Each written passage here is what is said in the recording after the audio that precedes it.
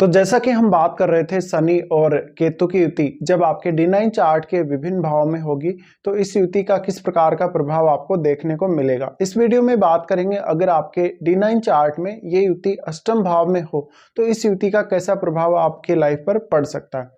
देखिए, आठवां भाव अगर आपके चार्ट में D9 चार्ट में है और वहां पर अगर ये युति है तो निश्चित रूप से ये युति आपको हर प्रकार की जानकारी उपलब्ध कराएगी।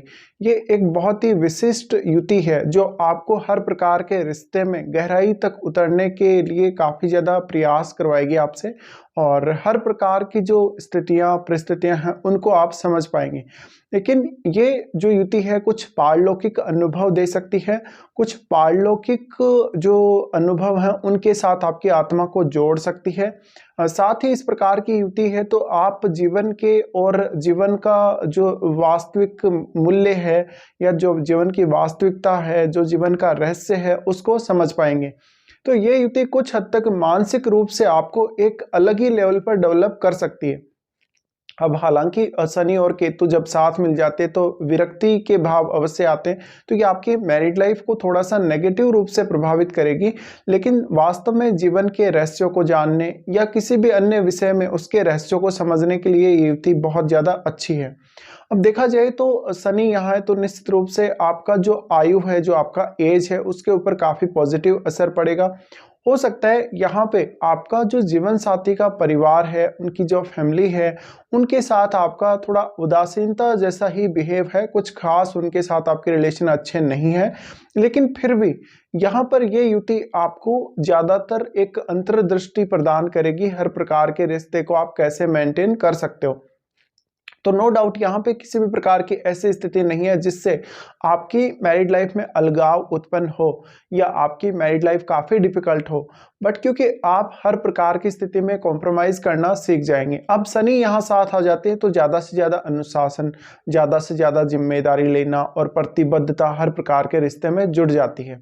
इस कंजक्शन की वजह से ऐसा हो सकता है कि आप मैरिज होने के बाद या अपना second half of life start होने के बाद बहुत ज़्यादा डीपली सोचने लगे, बहुत ज़्यादा डीपली कोई रिसर्च करने लगे, या किसी भी विषय वस्तु को जब आप एक बार पकड़ लें, किसी भी टॉपिक को जब आप एक बार पकड़ लें तो उसके अंदर तक घुसने का प्रयास आप करेंगे बहुत ज़्यादा, और ऐसे में आपके पास सूचनाओं का खजाना भी बहुत बड़ा हो सकता है।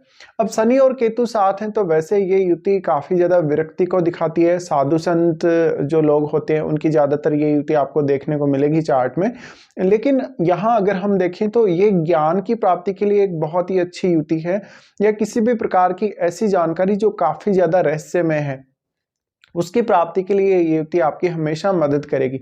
इसी प्रकार से कुछ हद तक ये युति आपको रिश्तों की जो गहराइयां हैं या जो जिम्मेदारी आपकी बनती है रिश्तों के प्रति, उनकी जो गहराइयां हैं, उनकी जो वास्तविकताएं हैं, उनको समझने में भी ये मदद करेगी।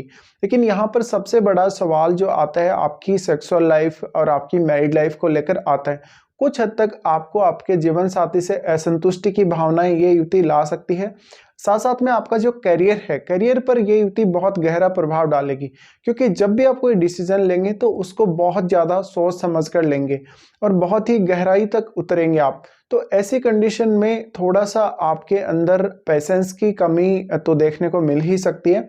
साथ ही एक समय बाद ऐसा हो सकता है जब आप अपनी जिम्मेदारियों को अपने ऊपर लेना बंद कर दें और आप उनको किसी और पर थोपना स्टार्ट कर देंगे। शनि और केतु का यहाँ होना दिखाता है कि जातक जो जीवन और मरण के जो रहस्य हैं या जीवन की जो गूढ़ता है, बहुत ज़्यादा रहस्यमयी हमारा जो जीवन है उसके प्रति जातक कितना सजग है। ऐसा जातक विवाह होने के पश्चात कोई रिसर्च कर सकता है, PhD वगैरह कर सकता है किसी भी विषय में। तो ये युति ज़्यादातर आपको कुछ नया पढ़ने में, लिखने में, सीखने में मदद कर सकती है। ये युति ज़्यादा से ज़्यादा आपको रिसर्च में मदद कर सकती है। फिर ये कंजक्शन अगर 8th हाउस में D9 चार्ट में है तो आपका जो जीवन साथी है उसके आने के बाद आपकी लाइफ में एक बहुत ही स्ट्रॉन्ग ट्रांसफॉर्मेशन आ सकती है, जो कि आपको रिश्तों से थोड़ा डिटेच कर सकती है। हालांकि वो आपको ज़्यादा रिश्तों की तरफ और भौतिकवादिता की तरफ लेकर नहीं जाएगी, लेकिन जीवन की वास्तविकता बताने के लिए ये जो ट्रांसफॉर्मेशन है होगा। तो आपको बहुत सारी ऐसी चीज़ें या बहुत सारा ऐसा ज्ञान भी प्राप्त हो सकता है आपका मैरिज होने के बाद, जो वास्तव में आपको कोई नहीं दे सकता। तो ऐसे में इस युति का बहुत ही ज्यादा और बहुत ही एक ट्रांसफॉर्मिंग सा जो प्रभाव है वो आपको देखने को मिल सकता है आपकी लाइफ पर। अब आप यहाँ ये जरूर देख लें कि यहाँ राशि कौन सी है और उसके हिसाब से आप एक बार चेक कर लें कि यहाँ शनि ज्यादा मजबूत स्थिति में या केतु ज्यादा मजबूत स्थिति में है। जो भी यहाँ बहुत ज्यादा मजबूत स्थिति में होगा आप उसी के अनुसार विचार कर सकते हैं।